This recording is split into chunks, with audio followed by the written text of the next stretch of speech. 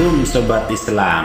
Masih ditunggu banyak orang kehadiran Joko Kendil melintas dan berharap bisa bertemu langsung, berfoto hingga memberi bekal kepada sosok musafir nyentrik yang viral sekarang ini.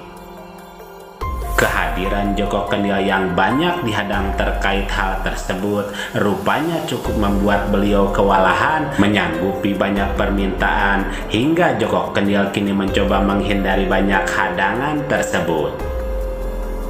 Joko Kendil yang menjelajah dari tempat ke tempat yang disucikan banyak orang untuk mengalap barokah keberkahan, sebab tujuan petualangannya yang masih belum berakhir kini mengalami sejumlah kendala yang di luar dugaan.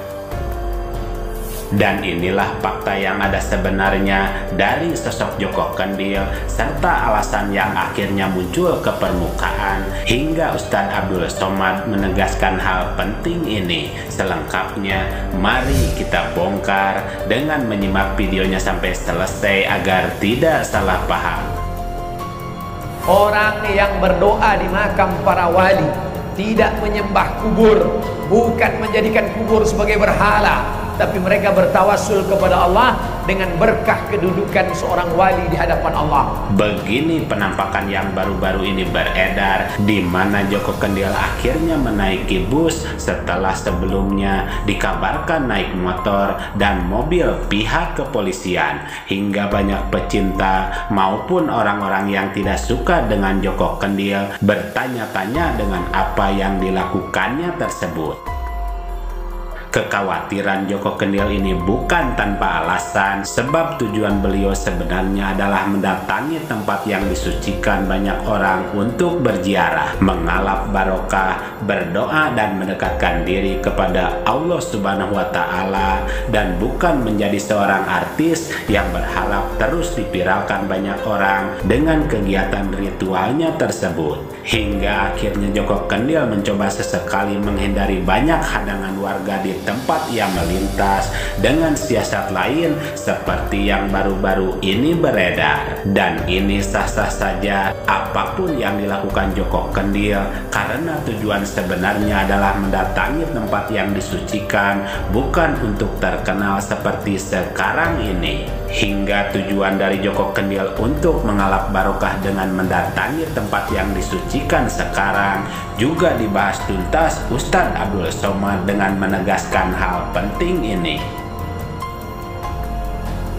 Ada barokah Nabi, makanya Asma binti Abi Bakar mengambil kirbah bekas tempat air minum Nabi, disimpannya di rumah. Kalau anaknya demam, dia tuang air ke dalam, lalu air yang lalu lewat di bekas tempat minum Nabi diminum ke anak. Itu yang disebut dengan ngalap barokah. Ada barokah rambut Nabi. Ketika Khalid bin Walid kehilangan peci, peci saya mana? Peci saya mana? Sahabat yang lain, ngapain kamu nyari peci? Peci banyak jualan di pasar. Bukan masalah pecinya, tapi ada rambut Nabi di dalam. Barokah rambut Nabi. Ada barokah tempat. Kenapa mesti sholat di dekat Ka'bah, Masjidil Haram? Kenapa mesti sholat di Taman Raudhah? Barokah tempat ada, barokah orang ada. Nah, wali-wali Allah itu apakah ada keberkahan? Ya, di antaranya Syekh Abdul Qadir Al-Jilani. Jadi kalau ada orang bertawassul kepada Allah dengan wali-wali Allah, dalam kitab Al-Mawsu'ah As-Yusufiyah fi Adillatis Sufiyah, ulama dari Damaskus Suriah, orang yang berdoa di makam para wali tidak menyembah kubur, bukan menjadikan kubur sebagai berhala, tapi mereka bertawassul kepada Allah dengan berkah kedudukan seorang wali di hadapan Allah. Syekh Abdul Qadir Al-Jilani salah satu wali Allah yang diberikan rekomendasi oleh imam ahli hadis ahli fiqih dari kalangan mazhab Syafi'i. Imam An-Nawawi mengatakan Imam Syekh Abdul Qadir Al-Jilani di antara ulama wali Allah yang diberikan keutamaan-keutamaan. Maka kalau ada orang yang bertawassul kepada Allah, ya Allah, aku memohon kepada Engkau berkat kemuliaan Syekh Abdul Qadir Jailani. Bukan dia meminta kepada manusia. Tidak ada orang minta, hai Syekh Abdul Qadir Jailani, tolonglah permudah jodoh saya. Gak ada. Bukan minta sama dia, minta kepada Allah berkat kemuliaan barokah kemuliaan, ada barokah Al-Quran, ada barokah orang soleh, ada barokah Nabi, ada barokah tempat. Dan kita selalu meminta barokah. Kalau makan, yang diminta barokahnya, Allahumma barik lana fima razaqtana wa qina azabannar. Orang menikah, yang didoakan barokahnya, barakallahu lakuma wa baraka alaikuma wa jama'a bainakuma fi khair. Anak akikah, yang didoakan barokahnya, barakallahu laka fil mawhub wa syakartal wahid wa ruzikta birruh wa balagha asyuddahu. Makanya doa kita, Allahumma inna nas'aluka salamatan fid din wa afiatan fil jasad wa ziyadatan fil ilmi. Tapi ketika minta rezeki, wa barakatan fil rizqi, minta barakah. Jadi dalam istilah ngalap barokah, maka diajarkan apa kitab yang paling lengkap tentang ini Pak Ustadz? Ditulis oleh Syekh Abdullah bin Siddiq Al-Ghumari tentang berziarah ke makam para wali dan orang-orang soleh, bukan meminta kepada mereka, meminta kepada Allah dengan kedudukan mereka. Mudah-mudahan kita selalu mendapatkan berkah, insya Allah. Amin. Bahwa mengalap barokah dengan tujuan baik tentunya sangat dianjurkan dengan sejumlah catatan.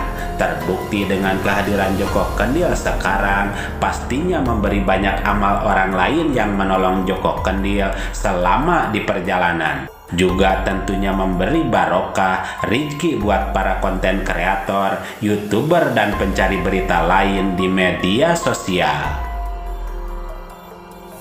Semoga apa yang dihadirkan soal Joko Kendil ini bisa menjadi pembelajaran, tuntunan baik yang bisa diambil seperti apa harusnya kita bersikap. Dan semoga kita dijauhkan dari hal yang bisa saja menyesatkan banyak pemikiran ketika menilai orang lain dalam pandangan Islam.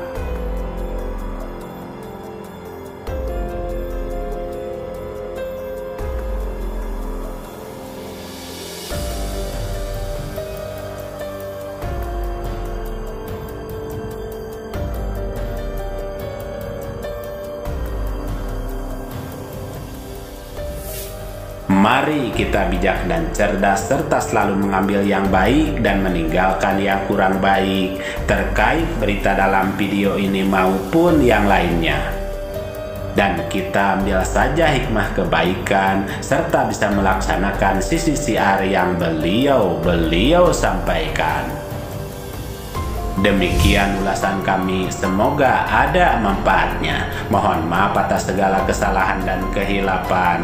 Wassalamualaikum warahmatullahi wabarakatuh.